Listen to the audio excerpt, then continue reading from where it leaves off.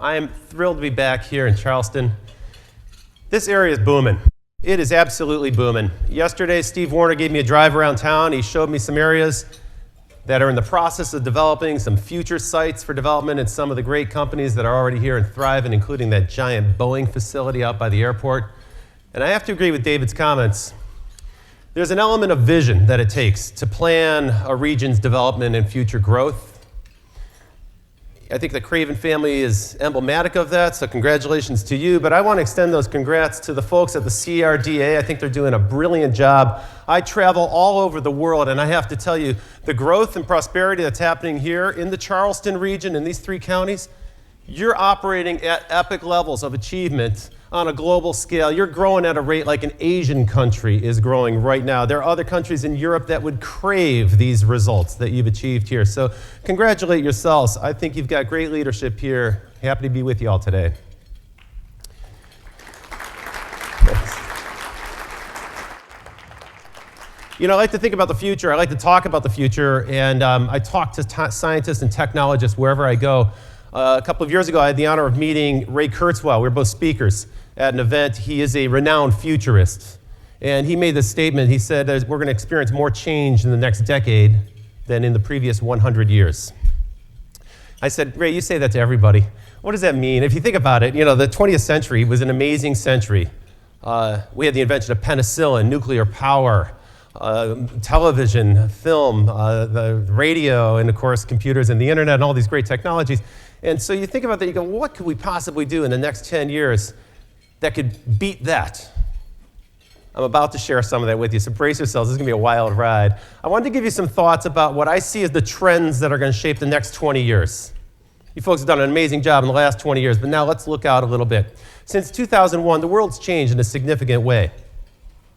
When I was at Sony Pictures, I noticed this. In 2001, there were 250 million people using the internet and 500 million mobile phones. I didn't know that. I was like, wow, that mobile phone business is actually kind of an interesting business. So I left there and got into mobile. And in the 10-year span, we've grown those figures tenfold. There are 2.5 billion people using the web today and 6 billion mobile phones in use. And by next year, we'll cross the 3 billion user threshold. There'll be 3 billion people. More than a third of humanity will be connected and ability to share information freely around the world. That's quite an extraordinary achievement. And look what happens. The mobile phone puts the power of the internet in everybody's hand. And the cost of entry is so low that that's how the next billion or 2 billion people are going to reach it. This idea of using a computer, sitting in front of a computer, is kind of an old school thought. So keep an eye on that mobile phone, because what the mobile does is it puts me in media. It gives me the ability to publish, communicate, connect with other people all over the world. And we're starting to see some of the impact when you have billions of people connecting. Here's one example. This is a chart that I just saw. It shows the number of photos taken each year. It's a little hard to read, so I'll tell you where it ends up at, because that's the interesting part. On the far right, 350 billion photos, that's billion with a B, are taken each year. Now you'll notice there's one line that drops down, it kind of droops down. That's the number of analog photos, photos taken with film. And so if you've wondered what happened to Kodak and Fuji and those companies, that's kind of an illustration of that. And that actually is a good, kind of a good signal for you. If you pick the right technology path, you can prosper, but if you stick to the old path, sometimes you'll find you're just made irrelevant and your business goes away. So where are those photos being posted? Well, the people who run Flickr, which is part of Yahoo, they're quite proud to talk about the fact that they breached the 6 billion photo threshold. 6 billion photos have been uploaded to Flickr, which is a photo sharing site. I thought that was pretty remarkable until I saw this. Now, this diagram shows you the little teeny tiny dark red dot in the corner there is all the photos in the Library of Congress. That next shaded area is all the photos that are on Instagram, which, as you know, is that really fast-growing service that Facebook bought a year ago. And then Flickr with the 6 billion photos, that's kind of the shaded area on the left. But Facebook with 1.2 billion users now has 250 billion photos uploaded, and some staggering number of photos are being uploaded every single day. The vast majority of these are coming from mobile phones, those smartphones with cameras built into it. And it's not just photographs. Every 60 seconds, we produce a torrent of new information, a tidal wave of information. Some 350,000 photos are uploaded to Facebook every minute. 125,000 tweets are sent out, 700,000 searches. And on YouTube, a staggering 100 hours of video is uploaded every minute of every day. When I talk to television companies, I try to remind them that in the digital arena, their priceless library of content is just a tiny drop in a vast ocean of media that's being uploaded by people who use mobile phones. So in 2009, we crossed an interesting threshold. We crossed the 1 zettabyte threshold. As you can see, this chart from The Economist, the research from IDC is commissioned by the hard drive companies, the companies that make storage. And as you can see, they show in the bottom the available storage had been outstripped by that point. By 2009, great news if you're in the hard drive business. It's like the Full Employment Act for hard drive manufacturers and their employees. But I put a little circle around that threshold in the middle of 2009, 2010. We crossed the 1 zettabyte threshold, and you may be wondering, what's 1 zettabyte? Let me explain that to you. So you know a megabyte, right? You take a photograph with your camera, and that's probably a megabyte or 2 megabytes of information. If you store it on a flash drive like this holds 1 gigabyte of information. That used to be more memory than any computer had. Nowadays, it costs a couple bucks at an office supply store. If you back up your computer, you probably bought a terabyte drive. That would be 1,000 gigabytes of data. And if you had 1,000 of those, that's a petabyte. And in the old days, we used to measure information in the scale of petabytes, and 1,000 of those is an exabyte. Well, 1,000 exabytes is a zettabyte. Okay, so you're going, well, my mind is spinning, right? You can't keep these numbers. Let me put that in perspective for you. That's 250 billion DVDs. You could fill football stadiums with DVDs with that much information. That's how much we produce in a single year. Or if you want to put it really in perspective, think of this little 1 gigabyte flash drive, and now think of a stack of 1 million of these.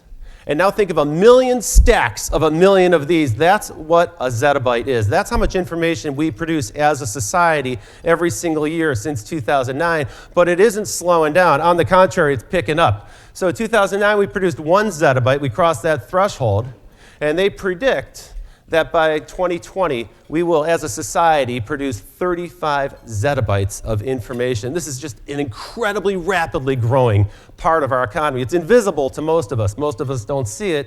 We experience it in the form of great new services that are supplied to us over the internet, but we can't really see it. It's kind of an invisible dimension of our economy. I wanted to share that with you because if I had to characterize the time that we live in now and the next 20 years, I would describe it as a new information age. I know you've heard that phrase so many times. By now, we're numb to it, right? The information age. We've been hearing it since the 1970s. What does it really mean? Well, for most of us, this is what we experience, right? Too much email, too many text messages, too many documents to read, too much stuff, too many files to back up.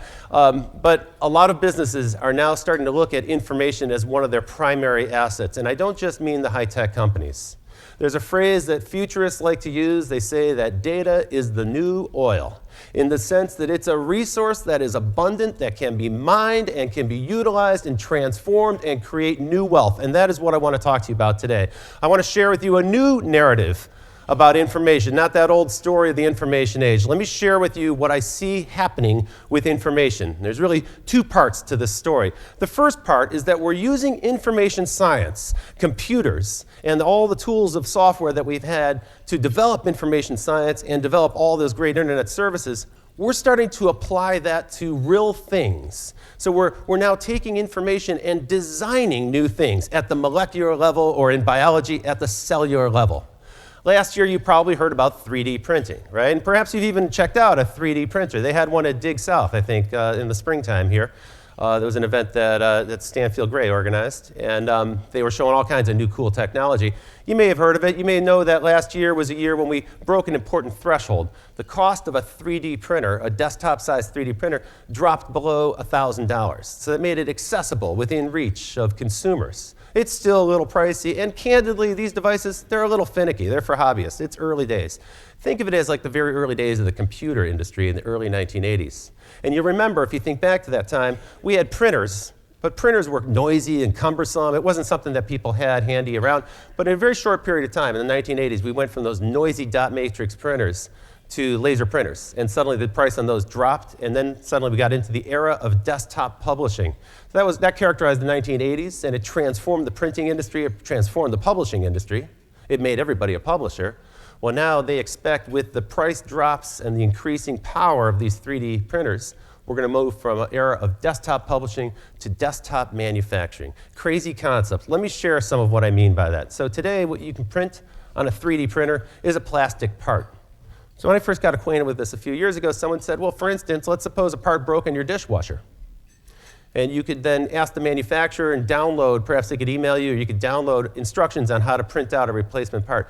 And I thought, really, that's what this magnificent new technology is all about, fixing a part of my dishwasher? It just didn't seem to make any sense. I wasn't very moved by that. When you look at the kinds of things that people are making, it's not just plastic parts. You can make shapes that can't be milled or cut. So an old traditional industrial process is about removing material. 3D printing is about adding material, and you add it with precision. So you're only adding that material that you absolutely need. This is a very, very efficient way to produce. But still, from a consumer level, this is the kind of thing that you can make. So it's not mind-blowing. You're wondering, well, where's that epic shift in society going to occur? Will it be these designers who are using it for these fanciful outfits? I don't necessarily think so. But I know there's folks here who are familiar with the aeronautic business, and you're certainly familiar with the LEAP engine from GE and their partner CFM, and they are now introduced this engine, and they're taking orders. I think they'll start shipping in 2016. This is an engine, a jet engine that will actually use 3D printing for manufacturing, not for design. For 20 or 30 years, we've been using 3D printing for rapid prototyping and manufacturing process. But this engine, this jet engine will actually be using 3D for the fuel nozzle. So they're building a part that simply couldn't be manufactured any other way, and they're using 3D printing for that. I think there are now some $68 billion of sales booked already by GE for this engine, and that will be on Boeing jets in the near future.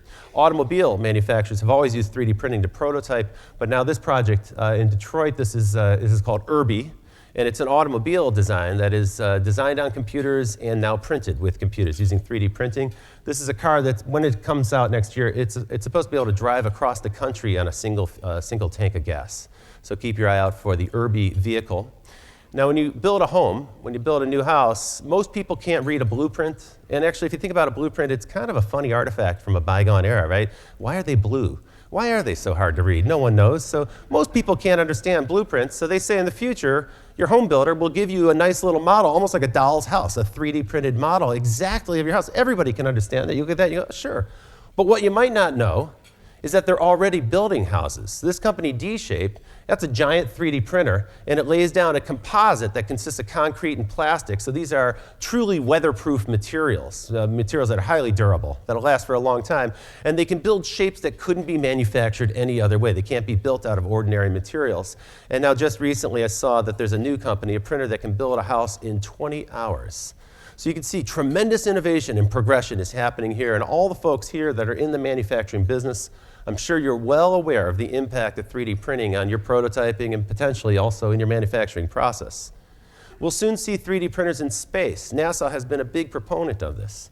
You know, the prospect of lifting material from Earth and taking it into space really is kind of an inefficient thought if you think about it. You know, all that thrust that's needed to get that stuff into orbit. Why not use asteroids or, you know, maybe on the surface of the moon, start to manufacture things? NASA is planning a mission to Mars. They have to be mission ready to go to Mars at some point in the future. And the thought is that those astronauts will have to be self-sufficient. They'll need to manufacture things on the ground there. And so they've just recently, a few weeks ago, approved a 3D printer that can be used on the space station. So they'll start to test out in low gravity or zero gravity how these things perform. It's not just for cars and airplanes, though. It's also for some rather intimate parts. Anyone know what this thing is that I'm showing you here? Yes, it's a mandible. Very good call. So that is a human jaw. It's an anatomically precise human jaw that's been printed with a 3D printer. So the way this works is the doctor will take a 3D scan of your face. If you need to have that bone replaced, you no longer have to use a standard part for that. They can actually put a jaw that exactly matches your previous jaw in your face.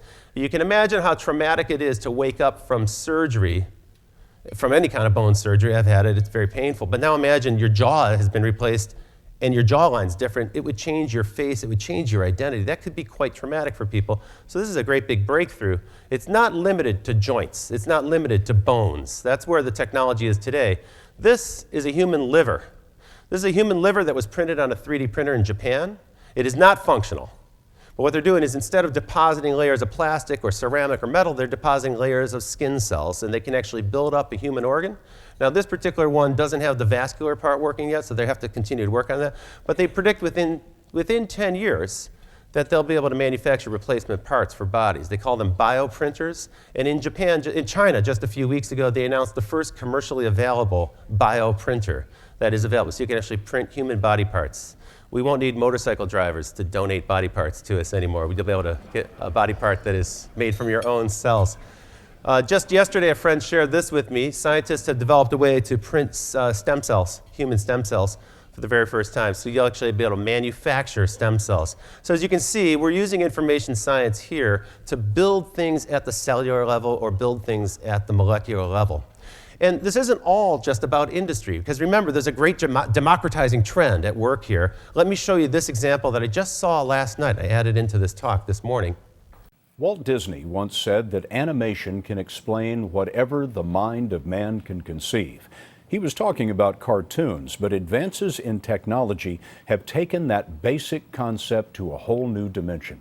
Michelle Miller shows us how the idea of a modern-day inventor became a 3D reality. Grabbing a backpack is hardly the feat of a superhero, unless you're 12-year-old Leon McCarthy and your hand looks like it's straight out of a science fiction movie. You've actually become sort of a cyborg. There's a cool factor. Yeah, it's like it's special instead of different. Leon has been special since birth. While he was still in the womb, restricted blood flow prevented his hand from developing. I saw his hand sticking up and there were no fingers on it. It was hard for my wife, it was hard for me. 2 years ago, his father, Paul, began the search for an inexpensive, functional prosthetic. What he found was this internet video posted by Ivan Owen, an inventor in Washington State. I've always had this vision of people being able to build their own prosthetic device at home. Owen and a collaborator in South Africa designed a hand that could be made by a three-dimensional printer. It's essentially like a hot glue gun. There's plastic that feeds into it. The printer head gets really hot, it liquefies that plastic, and then layer by layer creates an object. The design relies on wrist movement. Downward motion creates cable tension that closes the fingers, while a move upward opens them. The assembly instructions were posted for free on the internet, so someone like Paul McCarthy in Marblehead, Massachusetts, could print it. He took the idea to his son. I thought he was a little crazy. He was like, we can print all these fingers and then like clip them all in, and it was a little too much. The first time you saw it and when you tried it out, it was pretty awesome, yeah. What made it awesome? I could pick up, say like a water bottle, like say I could pick up my pencil. What is it like to see him with this? Making your kids happy is like the most rewarding thing you can have as a dad. It's a do-it-yourself solution that was unthinkable before technology made ideas printable. That's cool. Yeah. Michelle Miller, CBS News, Marblehead, Massachusetts. Think about that. That's the magic of the era that we live in now. A dad at home can download instructions from the internet and print out a new working hand for his child.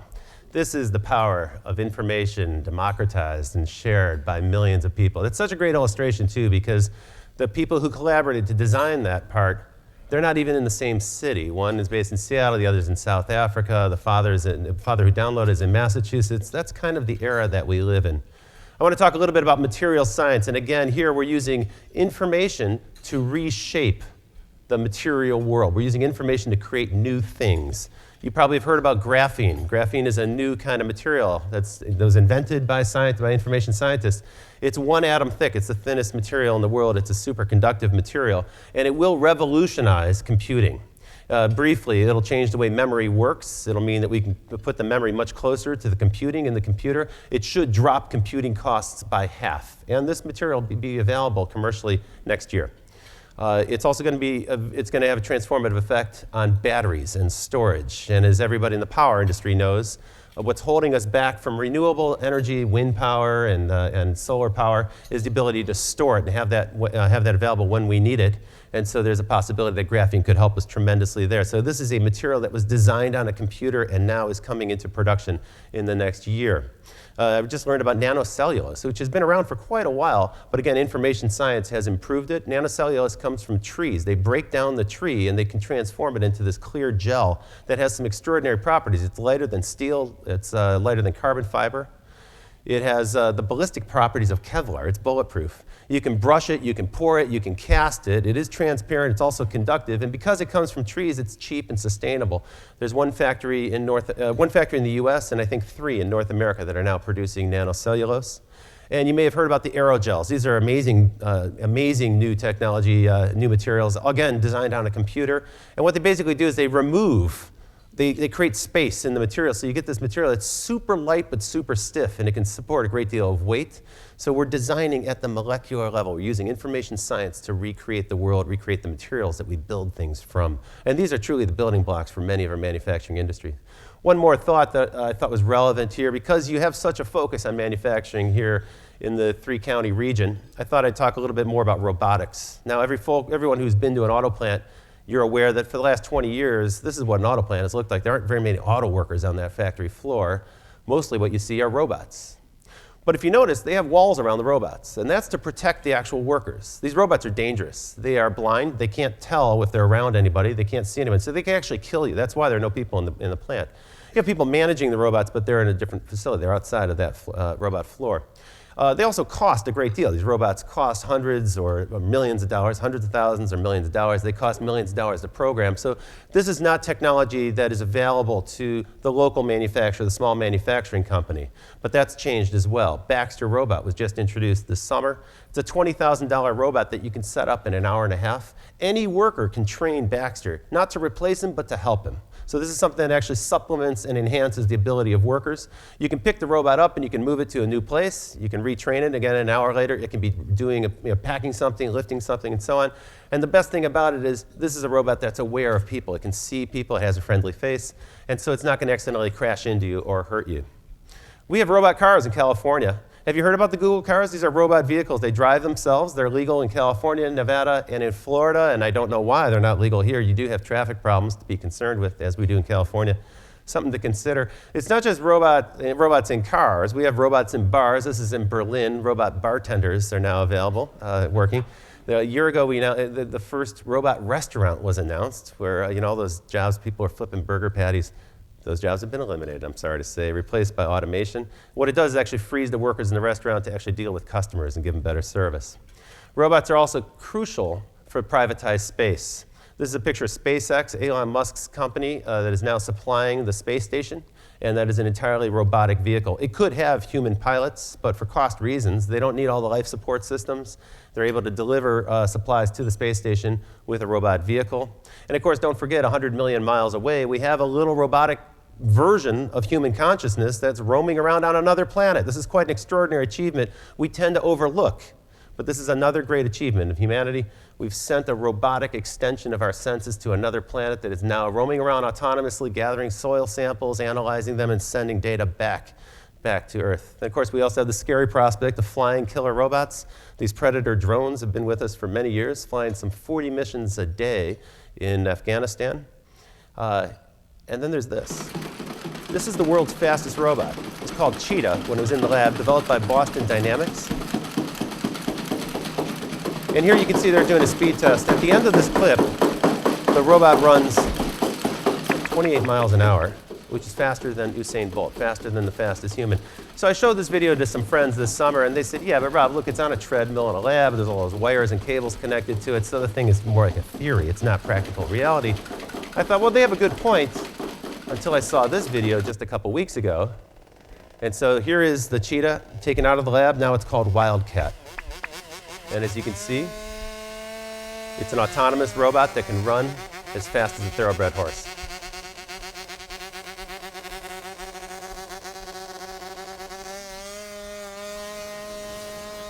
It looks cute in the beginning. Just keep watching.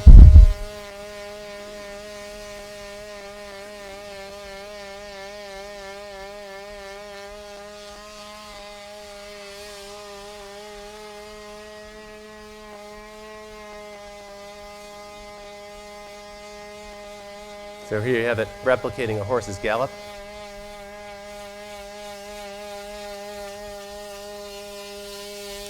And as that thing runs by, you start to realize it can continue running at that pace all day long, even though you can't. You sure would hate to have that thing charging after you in a war zone or some other place. So That is kind of a breakthrough, I think, for robotics. And there's tremendous amounts of progress being made on this front right now.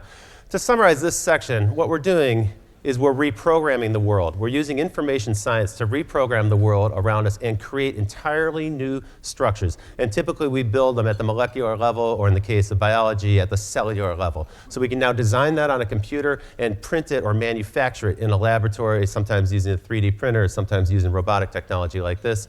Those are some of the advances that are coming. And I call that turning information into physical things. And as amazing as that is, there's a flip side to this argument. And I'm about to share that with you. The flip side is turning things into pure information.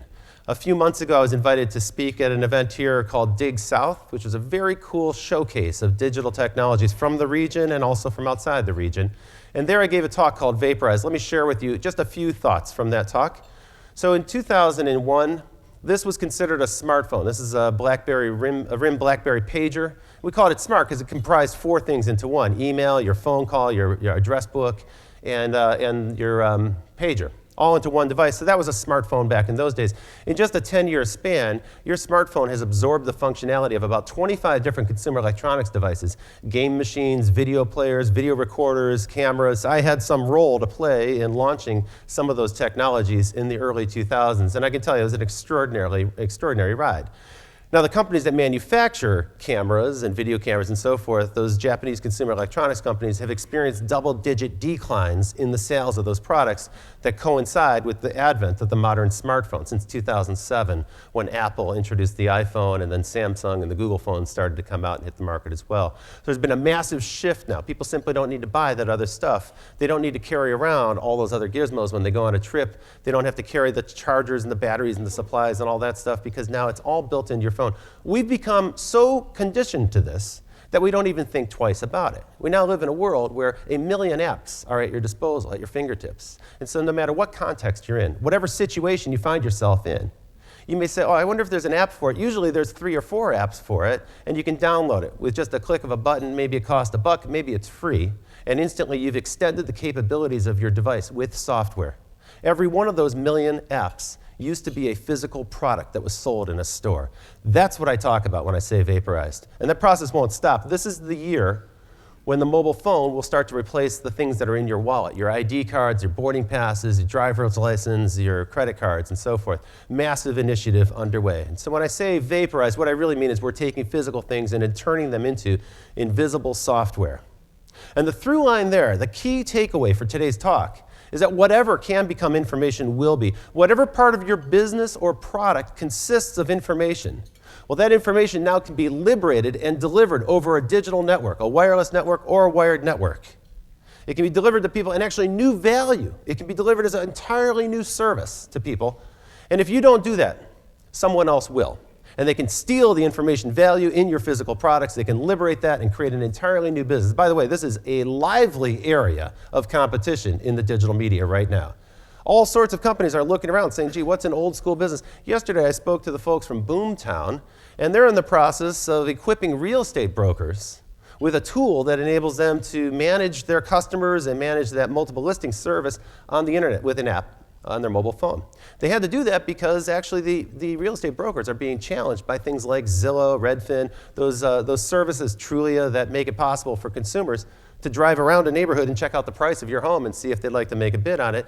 So they had to actually arm the realtors with their own technology tools. So every part of every business has some element of information in it, and if you don't liberate that information and drive it into the internet and manage it as a business service, someone else will come along and do that to you. And that means that whatever can be turned into vapor, invisible software, that will occur. Books have already been vaporized. Amazon tells us that their e-books, their Kindle books, now outsell hardback and paperback books combined. Music, after 10 years of fighting against this, the music industry has finally capitulated, and new services like Spotify have emerged that provide music on demand, music as a service. Maps have been turned into software, pure software. Remember, there were printing companies like Falk that printed physical maps. That used to be a business. Now it's an app on your phone. You can download it. And it's actually a better service than the original map because it shows you where you are. It orients you. It gives you recommendations and suggestions. I make the argument to TV companies that they are in the process of being vaporized, which they vigorously object to, so I have a lively conversation with them. But then I point to the 50 million people who are now subscribing to services like Netflix that are delivered over the digital network, on demand to whichever device you wish to watch it on. They've liberated the information content in television, and they're now delivering it as invisible software wherever you happen to be, whatever situation you happen to be in, and whatever device you happen to be looking at. Your boarding pass is in the process of being vaporized and replaced by apps like these. This is the Passbook from Apple. If you've used these things, you know that they perform much better than that old paper product. They're smart apps. These apps know, if you're making a connecting flight, they know more about the gate information and delays than the flight attendants and the ground staff at the airport do. So this is actually quite an achievement for people. It's quite a benefit. It's not limited to media. This extends to all sorts of things. Last year, I did a lot of work with retailers, particularly in Southeast Asia, in Hong Kong and Singapore, which are kind of the shopping meccas of those regions. And there, the retailers are terrified. I mean terrified, petrified, because half the customers walking in their store are having smartphones in their hands. They're literally shopping in a different store while they're standing in the store. They didn't know what to do about it. That was the question they asked me. How can we respond to that? In Korea, they came up with a novel idea. Tesco vaporized the store. Tesco is a UK grocery chain. They wanted to enter the Korean market. They couldn't get good real estate. And so what they decided to do is to take life-size photographs of all the products in their store and turn them into these transparent overlays in the subway station. And people who are waiting for the subway can use their smartphone to make the purchase right there. And then when they arrive at their destination, the products have already been delivered for them. They vaporized the retail out. They saw double-digit increases in their sales. Medical devices are going to be vaporized. I know you have a big medical and biology and biotech sector here in the Charleston region, and so I wanted to share this with you. A couple of years ago, all these new gadgets came out, like this one, Fitbit 2007. This is a gizmo that lets you track your motion during the daytime and track the calories that you're burning, how many steps you've walked, and they kind of turn your life into a game. Well, those were neat a few years ago. Guess what? They've been vaporized. There's an app for that. You can download it for free in the Apple Store. It uses the accelerometer built into your phone to replicate all that functionality. You just don't need to clip that extra thing on now. It's not limited to those consumer-grade things. At UCLA in Los Angeles, they're developing what they call lab on a chip. And as you can see, this is a part that sticks into a smartphone, just like a USB key would stick into a phone.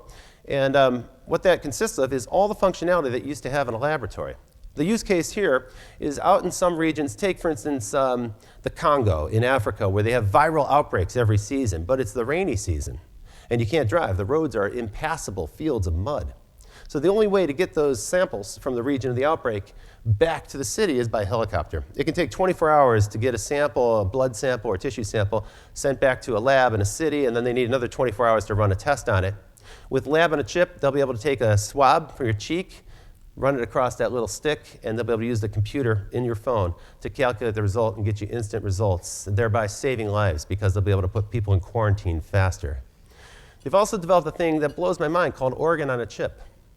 This is a miniaturized version of a human organ. I think this one is a liver. They also have them for the lung and for the kidney.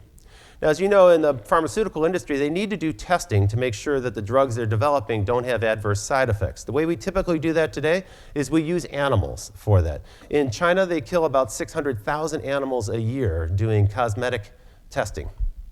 With organ on a chip, what they've done is they've replicated the function of the organ. And it's not a replication, actually. It is a functioning organ. So those are liver cells that are inside that. Human liver cells are inside that organ. They've replicated those cells, and now they can run the test right there, and they get a diagnostic, and they can see how those molecules from that drug or from that cosmetic will interact with that organ and find any adverse consequences that may occur. And they can do that without harming any animals. So that's actually quite a huge breakthrough. Some speculate that money will be vaporized. You probably have heard about Bitcoin. Bitcoin is stirring up a lot of speculative interest. Bitcoin is a secure digital currency. It's totally anonymous, and it's been growing very, very quickly. There's been kind of a speculative rush in the past year as investors became aware of this new currency. It's not printed by a government, so there's actually some doubt about how this is actually going to integrate back into the real world. But in Canada, just a few weeks ago, the world's first Bitcoin ATM machine was introduced, so you can go from that information world back into the real world of physical currency. You can do it in Canada, at least. So what I've just described are two halves of a theory, right? The first part of the theory is that we're turning information into new things. We're literally redesigning the world at the molecular level. And the other half of the theory is that we're taking physical products and we're turning them into pure information that can be downloaded on the phone. And in the process, this information economy is truly reshaping the world around us. What drives this is this principle I call cheaper, faster, better, and smaller. You've seen this in your own lives. Every time you buy a computer or a new phone, you find the thing is more and more capable because the microprocessor in it gets cheaper, the memory inside of it gets cheaper, and so forth. So you've seen a fourfold price decrease in Apple's products with a doubling of the computing power. And of course, the whole thing fits in your pocket. So that's where we are today. But that process won't stop. Some people think that mobile, the future of mobile, is the mobile phone. Some people think, well, we've got it. We've perfected that form factor. This is it. I got news for you. That's not it. This process will not stop. Motorola just announced a new project. I think it's called ASUS, where they're going to basically decompose the phone into a bunch of different components because they noticed that a lot of people, when they drop these, they'll crack the screen or they'll break apart or the camera will get broken or something, and you have to replace the whole thing. It's a $600 phone. It's quite an investment people have made. So they said, why don't we turn it into a modular device so that if you want to upgrade the camera or add more storage or add more battery, you can just buy a component and snap it in. This was considered a hobbyist project. It was called Phone Blocks, and I think it was an open source project just a year ago. And a lot of people scoffed at it because they said it'll never happen. Now Motorola is backing it, and with Google support, it will run the Google Android operating system. You're all familiar by now with Google Glass. Google Glass is the idea that we've miniaturized the components in the phone so that they can now be the size of eyewear. And that went through this first round of development. You'll start to see commercially available versions of Google Glass next year. And of course, smartwatches are already hitting the market. So these are smartphones that have been miniaturized down to a level where you can put all the components inside of a watch. And as you're listening to me, you're probably thinking, okay, how am I going to type on that? It's a watch. That's too small. My fingers are too big. Mine certainly are. Well, here's an example of the part. This shows you how big the components are relative to a penny coin. And they expect that you'll use gestural interface and voice interface. So we're going to actually transform the way computing works. The way to think about this section is to say the computer itself is going to disappear entirely. The idea of a standalone computer is very quickly going to look like a relic from a previous era. You'll have computing power everywhere. The computer power we bring with us will be wearable. It may be in the form of these bendable, transparent devices. It may be in the form of pure light. This is a project they call Skinput at Microsoft, where they've compressed or shrunken all the components down into a little pendant that you wear around your neck. It's voice activated. It has a little projector. It also has the phone part built into it. And so if you need a telephone, you simply say to the computer, give me a phone, and you have the dial pad projected onto your hand, and it uses gesture tracking to watch you dial the number or compose text if it's a text message, and then it sends that signal out, but it's just a thing you'd wear around your neck. Now, as we take the computer and shrink it ever smaller, we're going to start to see computer power in all of our devices. You probably have heard about smart appliances. These hit the market in the last 2 years, and this looks like an exciting area for people who make white goods and kitchen appliances and so forth. I just had new AC and heating installed in my house, and while they were installing it, they said, can I get your Wi-Fi password? And I thought the guy wanted to check his email or something, but he was actually setting up my home thermostat so that I can control it right now from my smartphone. From here, I can turn the AC on in my house in Los Angeles, which is kind of a crazy thought. What this means is that we're entering a new era where computers are ubiquitous, and we'll have access to them, and they'll be tracking things through sensors, through motion detectors, and so forth. We'll start to have smart rooms around us, and those will be in a smart house that's full of smart appliances. And of course, that smart house will be connected to a smart grid. By the way, this is great news for Charleston, because I know you have an initiative right here in town, I think out at the Navy base with Clemson University, to develop some of the components of that smart grid. That's fantastic news, because that could be your entry point into the Internet of Things, which I think is going to be such a bigger sector than personal computing. This is about computing power everywhere. All of that smart grid and those smart homes will be connected to the smart city of the future, and I'd encourage you to consider turning Charleston and the broader three-county region into a smart region, whereby city government officials will be able to gather and track trends of data that are yielded from the smart grid and all the connected smart homes and all the smart devices. Driving around on those smart roads will be smart cars, future cars. We already talked about the robot car. They're loaded with telemetry. Now, we know people want this. It sounds a little weird, like a robot car, but we know people want this because everybody knows somebody who does this, right? They take Velcro and they stick their tablet or their iPad or their phone onto the dashboard because they don't like the nav system that came with the car, and they'd like to have the ability to customize it and change it. And the more you think about it, you go, gosh, you know, cars already come with about 25 computers. Most automobiles that are sold today have more computing power than the Apollo spaceship had when they launched that project in the 1970s. And so we have the computing power in the car. We just can't access it or customize it the way we expect to with our smartphone. Our smartphones kind of conditioned us to expect that. So it's quite clear to me that the next wave of computing will be in the automobile. Your car will be the next mobile computing platform. Maybe it won't be this cluttered. I think this is a bit of a joke, this picture. But the idea is you'll be able to download applications and modify your car. Or maybe your car will be smart enough to recommend applications depending on where you are and the context that you're in and where you're going. It's clearly a trend that's happening. It's not limited to our cities.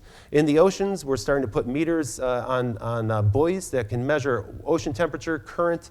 They can detect seismic activity. And so these are being spread out. Ever since that tsunami in South Asia that killed so many people, this technology is being spread around. In the skies above, we have drones that are measuring and monitoring the ground. We'll have those in the air this year in the United States.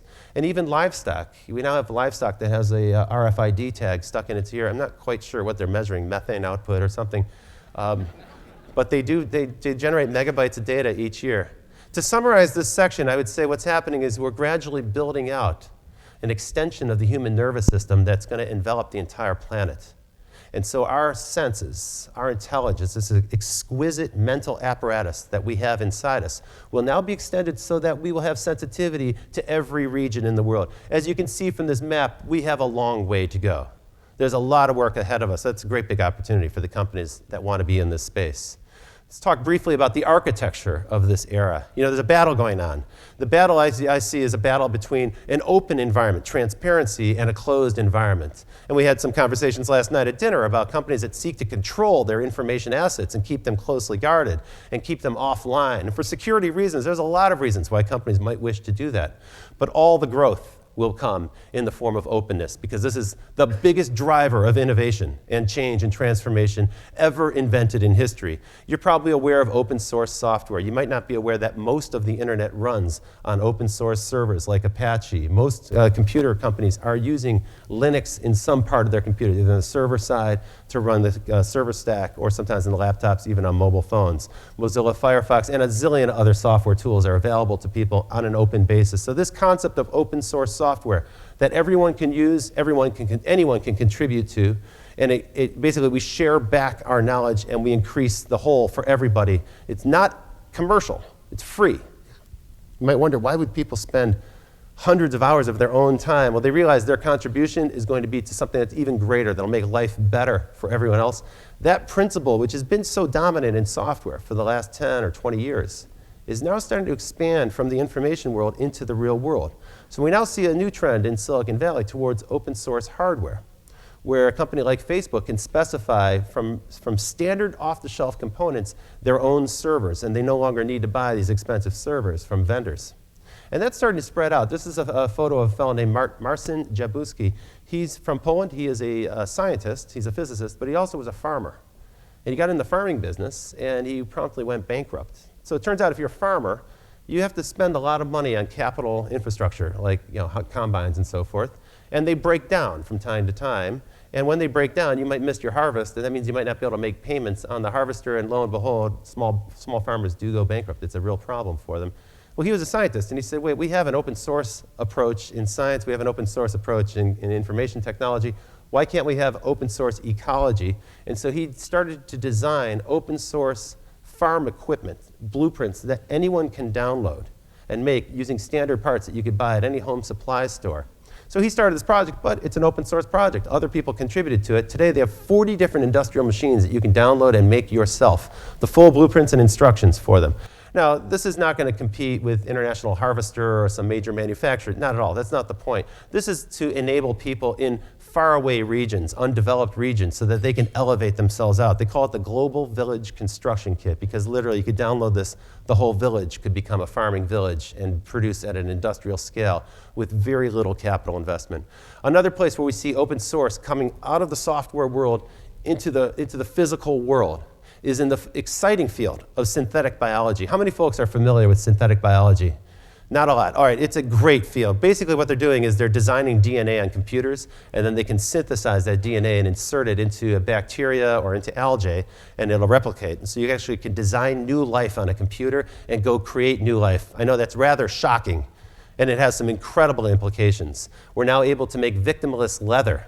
This is leather that is grown from skin cells that have been reprogrammed, but there's no animal involved. There's no animal butchery involved. This summer, the first vat-grown hamburger was introduced. They called it the $350,000 hamburger. They said it was delicious. I sure hope so. But the principle there is if you look at the way we grow livestock for food right now, these factory farms, it's actually quite inhumane. I mean, I think you can say that it's quite inhumane. The experience of those animals is a grim experience indeed.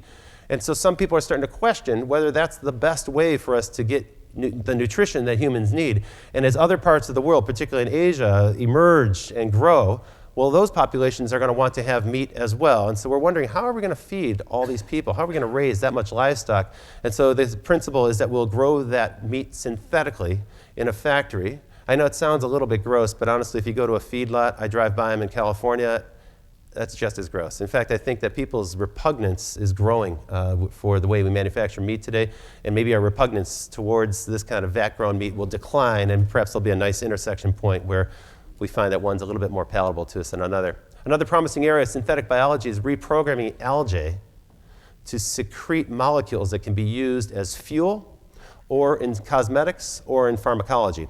And so a scientist can go into a synthetic biology company and say, I need this molecule that doesn't exist in nature. It's an oil molecule, and it has these attributes. Perhaps it's very, very small, so it can pass through the dermis, and it's for some cosmetic product or a skincare product. I can't get that from nature. Can you design an algae that will secrete that? And yes, indeed, they can. They design the DNA on a computer. They synthesize that DNA. They insert it into the algae. Algae grows very, very rapidly. And so you'll find across the United States now there are these the biofuel companies that are using synthetic biology to grow biofuel. Of course, it's not competitive with traditional fuel. Not yet, of course. But what is interesting to note is every air fleet in the United States, every commercial airline is now using some of these biofuels in its fleet today.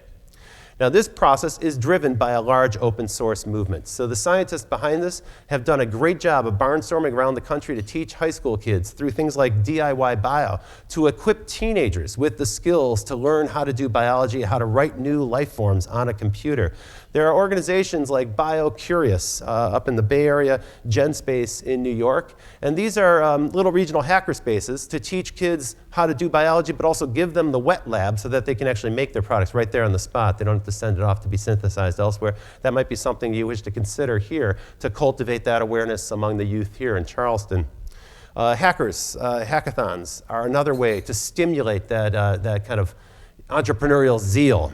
My friend Jason Kalkanis in Los Angeles, a serial entrepreneur, somebody who's passionate about entrepreneurialism, he recently raised $1 million for a hackathon. So a hackathon is where for 24 or 48 hours a bunch of software developers get together, as you can see in this picture, and they sit down and they bang out some code and they build a new app or they build a new piece of software in 24 or 48 hours. They don't sleep much during that time. And then a panel of judges comes and evaluates the different projects, the state that they're in, and the problem they're trying to solve, and they win an award. This style of award-based incentives has proven to launch more companies faster than anything else. You may be familiar with the incubators. I think you have some here in this region. They often use a hackathon as a means of promoting entrepreneurialism. It's another way to open up this process and bring more people in so they can participate. In California, where I live, the state is also getting involved in an interesting way I thought it was worth mentioning. So as I mentioned earlier, wind farms and solar panels, there's been amazing improvement there. As you know, I know you have a wind farm project here, a wind turbine technology here, and I know solar is an important thing in the South. But there's a real problem with it because you can't store it. The battery is the issue, and so you can't get the power on demand when you actually need it. So a lot of that power is captured but wasted. In California, they decided to do something about it. The state's issued a mandate to improve battery power, and so you're starting to see tremendous innovation in the area of batteries. That's languished a little bit, hasn't kept pace with some of the other technologies I talked about. So there's a whole toolkit that you can make use of to spur entrepreneurs. This is the greatest time in history to be an entrepreneur because it's so easy. So many barriers have come down. You can use mobile technology to reach millions of people overnight. And new apps that do launch successfully, they reach millions, sometimes tens of millions of people in the space of a month. Miniaturization and new materials have driven down the cost of manufacturing. On-demand infrastructure and free tools for collaboration, free social tools that allow people to communicate and get their message out. These knock out cost for entrepreneurs. Let me give you one example of something in this zone that I think is quite interesting, the cloud. So I was talking about vaporizing hardware and turning it into downloadable software. That's not just happening on the consumer product level. It's also happening with core infrastructure, the cloud. You're familiar with all of these new services, things like Airbnb and Netflix and Spotify and Dropbox. These are these exciting new services that people can access from any device. What you might not know is they all have one thing in common. They all run on Amazon Web Services. Amazon hosts and manages all of those services. It's really quite extraordinary. Amazon has quietly emerged as an e-commerce company and has become the largest cloud company in the world. They host 1% of internet traffic passes over their servers every single day. 1/3 of internet users touch a service hosted by Amazon, and they are the 4th largest content distribution network in the world. It's quite an extraordinary achievement, and again, it's happened kind of invisibly and off to the side, but I thought it'd be something to share with you today. This section is all about speeding time to revenue and getting entrepreneurs to launch quickly with less capital investment, with less upfront fundraising so that they get to the business of innovating much, much faster. And to cap this section off, let me share with you the thoughts of Andrew Hessel. He's my friend who is one of the pioneers in synthetic biology. And he said this to me earlier this year. He said, Rob, the next biotech billionaire will launch his company at a Starbucks with a smartphone and a laptop computer. That's all the infrastructure he needs. So for synthetic biology, I can design on a browser DNA, and then I click print, and those instructions are sent to a wet lab in China where they actually synthesize the DNA, and they will, as a service, they will grow it in a bacterium for me and run a series of tests to see if it operates and performs as I expected. If it doesn't, they destroy it. They send me an error report, and I can do it again. If it works, then they send it to me on dry ice, and I get that sent back to me. So I don't need to have infrastructure anymore to launch a new business. And this leads us to a new kind of entrepreneur. I think all these technologies change us. The mobile phone changes us. It changes our behavior, changes our expectation of how other devices like TVs should work. But they also change the people who run these businesses. There's a new kind of entrepreneur. And I thought I'd share some of these thoughts with you as my sort of last portion of this talk. There's a great quote from George Bernard Shaw. He says, "The reasonable man adapts himself to the world around him, but the unreasonable one persists in trying to get the world to adapt to him. And therefore, all progress depends on the unreasonable man."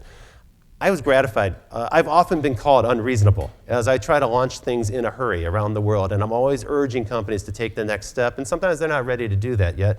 And so quite often, it's very, very familiar for me to be called unreasonable. People say, Rob, you got to be more reasonable. You got to take, it doesn't work like that here. Now, in my conversations with the folks from the CRDA, I've gathered that there's an element of reasonableness here in the Charleston region, where some folks are saying, gosh, a little too much change. It's all going a little faster than I like. Can't we just slow down and take a break? I'm going to encourage you to be more unreasonable. And I want to give a free pass to anybody in the room who's got the vision and stamina and vigor to be unreasonable, because the world's greatest entrepreneurs, they're the most unreasonable people on earth. Start with Bill Gates. Legendary. When you went to Microsoft to visit him, he would walk out of a meeting. He'd say, that's the stupidest thing I ever heard, and he'd walk out. This guy had incredibly high intellectual standards for the people who spoke to him. He held his company accountable to those standards, and you've seen what's happened since his departure. But he's gone from software to disease eradication, and he's bringing that same intellectual rigor and discipline to the nonprofit organizations that fight those diseases. And so you'll start to see them elevate their game. Steve Jobs, legendary, unreasonable visionary. Legendary. Caustic wit, he could be sarcastic, he'd fire people on the spot, but in the process, he reinvented the computer 6 times in his career. He totally transformed the way we consume media. He changed Disney, the biggest and greatest movie studio of all time.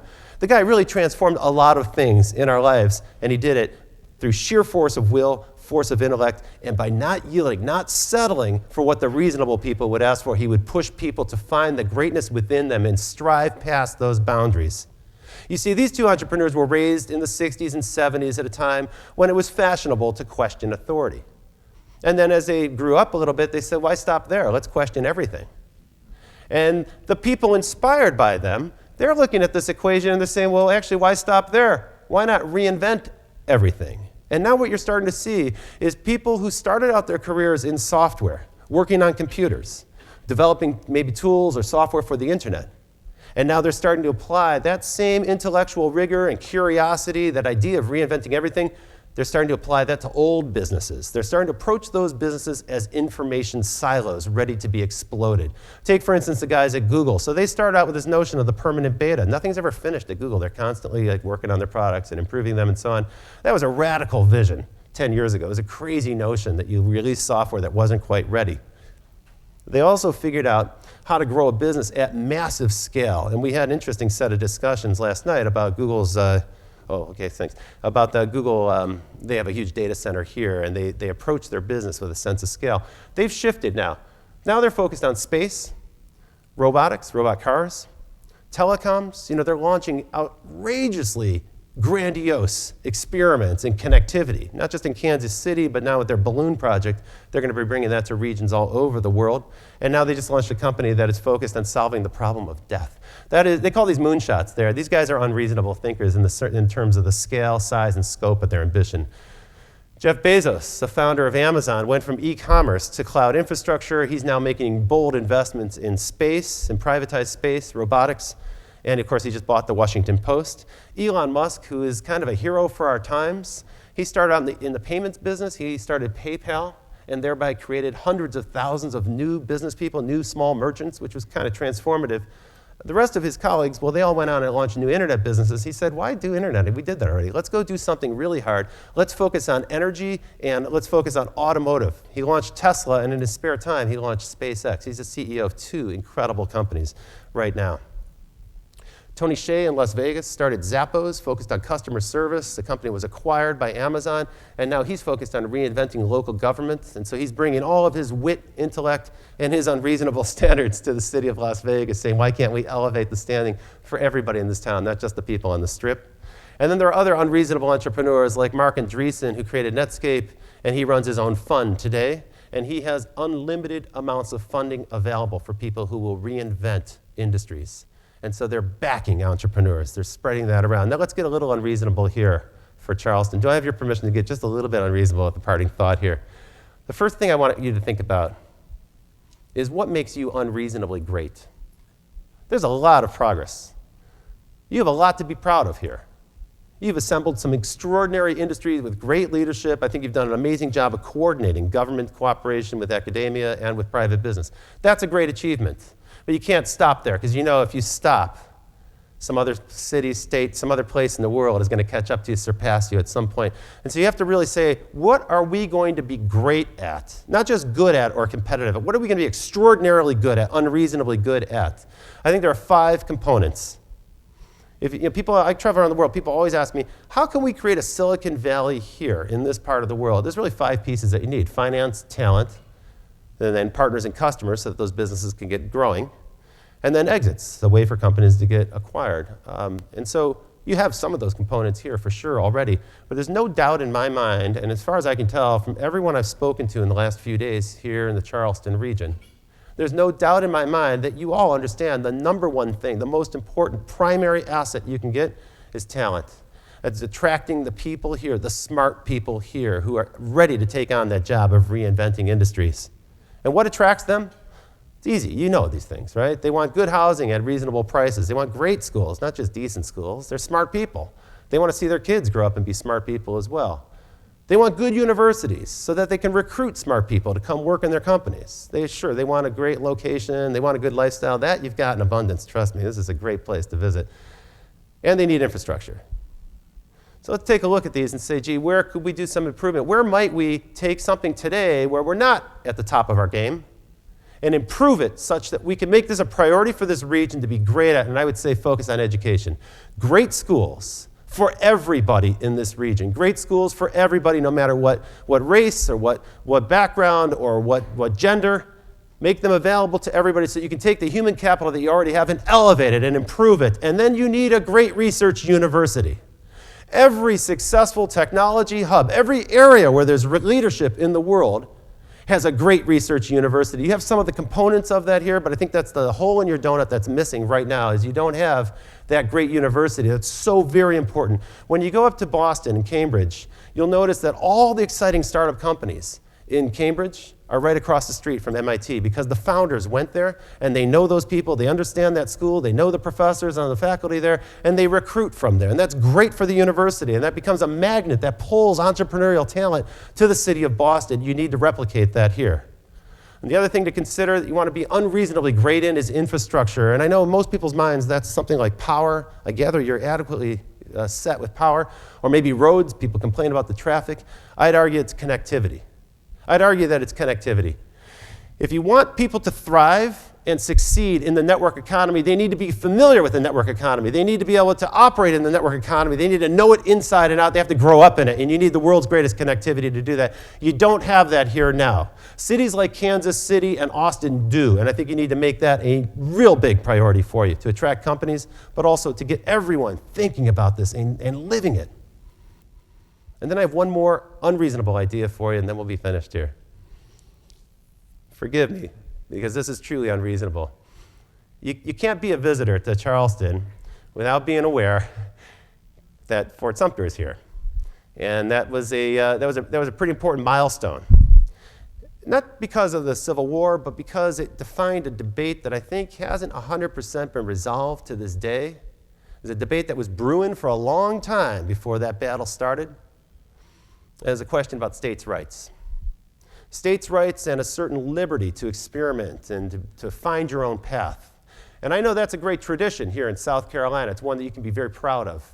It's always been an interesting dynamic in American history, but this has always been a locus of resistance. You know, the idea of states' rights, where South Carolina is going to pursue a different path. I'm not talking about a new secession. I'm hardly talking about a new a separate confederacy or something. That's not at all the message I'm trying to give you.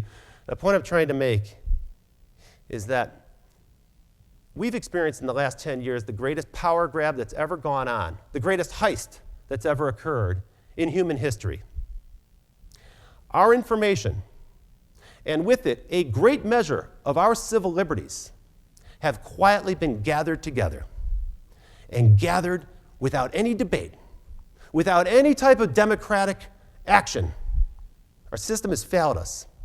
Reasonable men in Washington who've been following their orders to the T have set about spying on American citizens. This isn't just unconstitutional, although it is deeply unconstitutional. It's even worse than that. They've erected, with our complicit knowledge, and in some cases with us and our elected representatives being totally in the dark, they've erected a perfect police state. It's an opt-in police state where they can track every phone call, every message you send, every document you send, all that information that I talked to you about at the beginning of this talk. All of that information is being gathered up without our permission. And so maybe it's time for a new states' rights message. Maybe it's time for a state to stand up and say, we care about our citizens. We care about the liberty of our citizens. A new definition of liberty, liberty defined as the right to privacy, the right to maintain the integrity of my own information and decide who gets to use it, a right to transparency so that we can see what's being done with our information and where it's being stored and how it's being analyzed, who's using it, who's accessing it. And if you think that's a preposterous notion, if you think that's outlandish or maybe somehow unpatriotic, I disagree passionately with you. I just got back from Europe where this debate is happening right now. And in Europe, I can predict with some certainty that we will see Germany champion a set of laws that will ensure privacy for their citizens. And that is a country that has some experience living in a police state and is not a good experience. And Angela Merkel, who is the head of that country right now, she grew up in that state, and it offends her deeply that her BlackBerry phone was tapped by the NSA. And so you'll start to see this initiative happen elsewhere, and I think it's time for some part of the United States to stand up and say, we too care about the rights of our citizens to privacy. We understand that whatever can become information will become information, and that information has great value. It is a great resource, and we need as a society to have a debate about who manages that information. Let that debate start here. I'm not suggesting anything unpatriotic. What I'm suggesting is go back to the states' rights initiatives that so define the history of this state and start the dialogue, because we haven't had it. America's been silent on this topic for far too long. And if you wish to make a statement about South Carolina's commitment to the information society and the free growth of information and the entrepreneurial zeal of information, I guarantee you this is a way to capture national attention and get the attention of every company in this space. That discussion is happening outside the United States, in Latin America, in Asia, and in Europe right now. It's time to bring that discussion home. I thank you very much for listening to my unreasonable comments and going unreasonably long. Thank you very, very kindly.